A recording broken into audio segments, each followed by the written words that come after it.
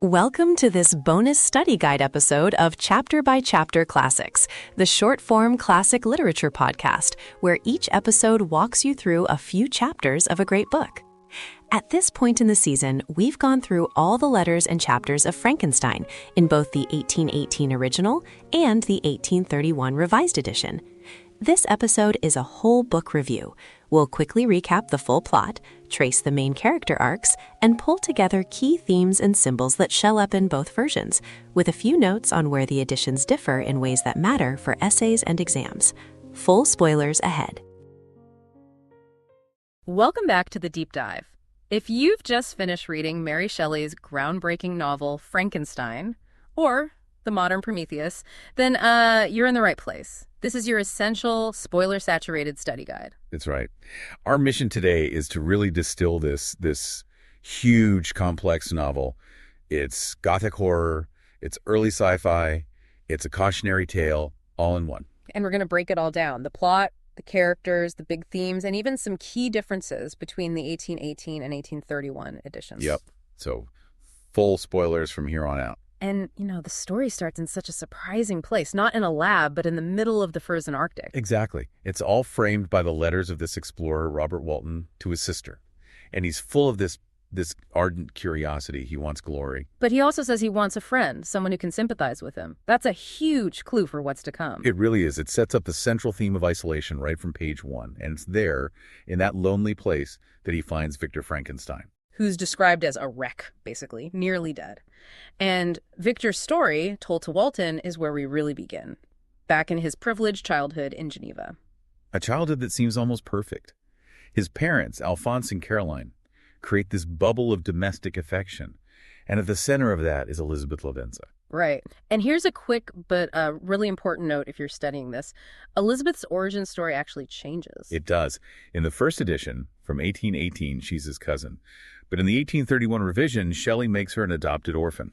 Which feels like it heightens her role as this symbol of innocence, right? She's this perfect gift to the family that Victor's ambition will eventually destroy. Precisely. It makes her sacrifice feel even more tragic. So moving on to Victor's education, he starts out fascinated by these, totally outdated alchemists. Agrippa, Paracelsus, all this ancient mystical stuff. But then he sees a lightning bolt just obliterate an oak tree. Yeah. A terrible thunderstorm. And that raw power shifts his focus from mysticism to modern tangible science. And that leads him to the university at Ingolstadt, where he becomes, obsessed, just putting it mildly. Completely consumed. He wants to find the principle of life. He's spending all his time in vaults and charnel houses, gathering materials in total secrecy. This is really the first big ethical red flag, isn't it? He's driven by this frantic impulse to be a god, but he's not accountable to anyone. Not at all. And then comes the moment of creation. He gives the spark of life to his creation, and the second it opens its eyes, he's just horrified. He calls it a wretch, and he runs, he abandons it on the spot. And that abandonment is everything. It's the novel's original sin. Victor has this huge nervous breakdown, and his friend, Henry Clerval, has to nurse him back to health. But of course, the creature isn't just gone. When Victor gets back to Geneva, he gets the terrible news about his little brother, William. Strangled. And there's a black mark of fingers on his neck. And Victor knows immediately who did it. He knows it was his creation. But he says nothing. He keeps his secret. And that silence directly leads to the death of an innocent person, the family servant, Justine Moritz, who is accused of the crime and executed. It's just devastating. It shows how the sanguinary laws of man, as he calls them, can fail so completely. And Victor just lets it happen. He feels this terrible guilt, but it's a passive guilt. He doesn't act. And it's that anguish that leads him into the mountains where he finally confronts his creation. On a glacier, of all places. And this is where the story completely shifts, because now we get the creature's side of the story. And we learn he wasn't born a monster. He was, initially innocent and just confused. He learned about the world by secretly watching the de Lacy family from a little hovel. He saw their kindness, their amiableness of domestic affection. And he desperately wanted to be a part of it. He even learned to read. He finds these books. Plutarch, Goethe, and the most important one, Milton's Paradise Lost. Ah, yes. Paradise Lost becomes his whole identity. He sees himself as Adam, created alone and innocent. But after he's rejected, he starts to identify with Satan, the fallen angel. cast out and filled with rage. Exactly. And that rejection is violent. He finally reveals himself to the de Lacys, and Felix, the son, just beats him away because of how he looks. That prejudice is the final straw. It shatters him. It proves his theory that misery made me a fiend. Right. And from that point on, he's set on revenge. He demands that Victor create a female companion for him, a mate. He promises they'll disappear into the wilds of South America, away from humanity forever. And Victor, very reluctantly, agrees. He goes to this remote island, the Orcades, to start the work. But then he stops. He has this horrifying vision of the future. What if she's even worse than the first one? What if they have children and create a race of devils? So with the first creature watching through the window, he just tears the second one to pieces. A catastrophic decision. Yeah. The creature is enraged and delivers the most chilling threat in the whole book. I will be with you on your wedding night. And Victor, in his incredible self-absorption, thinks the creature means he's coming to kill him. He completely misinterprets it, but the creature's revenge is far more cruel and strategic. The first to die after that is Henry Clerval, Victor's best friend, strangled with the same black finger marks. Victor is even accused of the murder for a while. When he finally gets home, he marries Elizabeth, still thinking he's the target. He's armed, ready for a fight on his wedding night. But the creature slips past him and murders Elizabeth. He destroys the last piece of Victor's domestic happiness. It's the absolute climax of the revenge plot. After that, Victor's father dies of grief. He has nothing left. Nothing but vengeance. And that's what sets off the final chase across Europe and into the Arctic ice. Which brings us full circle back to Walton's ship, where Victor dies before he can kill his creation. And then the creature himself appears over Victor's body, expressing this complex remorse for what he's done before vanishing into the darkness to build his own funeral pyre. What an incredible, brutal story. Okay, let's unpack the characters themselves. Starting with Victor. He's the perfect tragic hero. He has this lofty ambition, but he's ultimately defined by his failures. A failure to think ahead, a failure to take responsibility. And a failure of compassion, really. His life just becomes this cycle of guilt, running away, and then revenge. Meanwhile, the creature starts with this potential for goodness, but he is completely defined by isolation.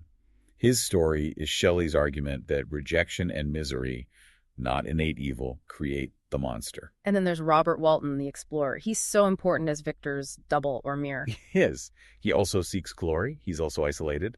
But he gets to hear Victor's story as a warning. And unlike Victor, Walton listens. He turns his ship around. He chooses his crew over his ambition. A choice Victor could never make. What about the others, like Henry Clerval and Elizabeth? They are the ideals that Victor destroys. Clerval represents a healthy humanistic pursuit of knowledge, for joy, not for power. Elizabeth is the embodiment of domestic peace and innocence. Their deaths show the cost of Victor's secret. Okay, so let's pull back. The big ideas, the themes. Obviously, number one is ambition and scientific responsibility, the modern Prometheus. Exactly. Prometheus stole fire from the gods. Victor steals the secret of life. But Shelley's point isn't just that the ambition is bad. It's the total abandonment of his creation that is the true crime. He refuses to be a parent, and that ties right into the theme of isolation versus companionship. It's the core of the whole book. The creature's one request is for a companion. Walton's one lament is that he has no friend. Victor denies companionship to his creation, and in doing so, isolates himself completely. We also have to talk about prejudice. The world's reaction to the creature is immediate and violent based only on how he looks. That's what turns him into a killer. That, and the failure of human justice, which we see so clearly when Justine is executed, the systems fail the innocent. And what about the role of nature? Victor is always fleeing to the Alps or to a quiet lake. The sublime, yes. Nature offers this temporary consolation, this tranquility. But, and this is key, it can't fix their internal problems. It can't remove the guilt or the grief. It's a beautiful, indifferent backdrop to their human tragedy. Okay, for anyone writing an essay on this, let's flag a few key scenes. The creation scene itself. Absolutely. That's your foundation for any argument about creator responsibility. The de Lacy cottage scene. Crucial. It's all the proof you need that the creature started out good and was broken by society. And of course, the wedding night. The peak of the revenge plot. The ultimate act of psychological cruelty, proving the creature's intelligence and his complete descent into malice. Finally, the Arctic ice. The setting itself is a symbol. Yes, the ultimate symbol of desolation. It's the only place their shared destructive journey could possibly end. Now, before we finish, we have to touch on those edition differences again. The 1818 versus the 1831 text. Right. We mentioned Elizabeth's backstory changing. The other huge shift is the language around fate. That's the 1831 edition, which Shelley wrote after suffering a lot of personal loss, adds all this language about destiny and immutable laws forcing Victor's hand. So it makes him seem a little less responsible for his own choices, like he was fated to fail. Exactly. The 1818 text puts the focus squarely on Victor's actions and his personal accountability. The later version shifts some of that blame to a more fatalistic cosmic force. It's a subtle but really significant change in tone. That's a fantastic point for anyone analyzing the book. Okay, you now have the plot, the characters, the themes. How can you apply this? What kinds of questions should you be ready for? Here are three to really test your understanding. First, how does Shelley use the Arctic setting at both the beginning and the end to comment on the dangers of ambition, connecting Victor and Walton as doubles? Great. Linking structure and theme. What's number two? Trace the creature's journey from benevolence to malice. To what extent is Victor responsible for his transformation, and to what extent is society culpable? So, weighing creator neglect against social prejudice. Love it. And the last one. Analyze the role of domestic affection in the novel. Why does that ideal of family and home have to be so completely destroyed for Victor's tragedy to be complete? Perfect. And to leave everyone with one final thought to chew on.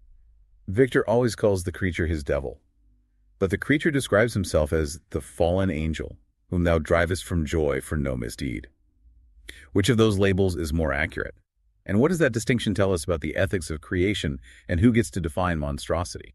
Think on that. Until our next deep dive, keep questioning what you read. You never know what you'll find. That wraps up our exam-style review of Frankenstein, using both the 1818 and 1831 texts as our guides. You now have a quick summary of the plot, the major characters, the central themes, and a few edition differences you can mention in class, on a test, or in an essay. In our final episode of the season, we'll go even deeper into the 1818 versus 1831 question and spend the whole time comparing how these two versions shape the story you've just finished. Thanks for listening to Chapter by Chapter Classics. If this episode helped you follow the story, follow the show in your podcast app so you don't miss the next chapter. And if you're enjoying the series, please take a moment to rate the podcast or leave a short review. It really helps other readers and students find the show.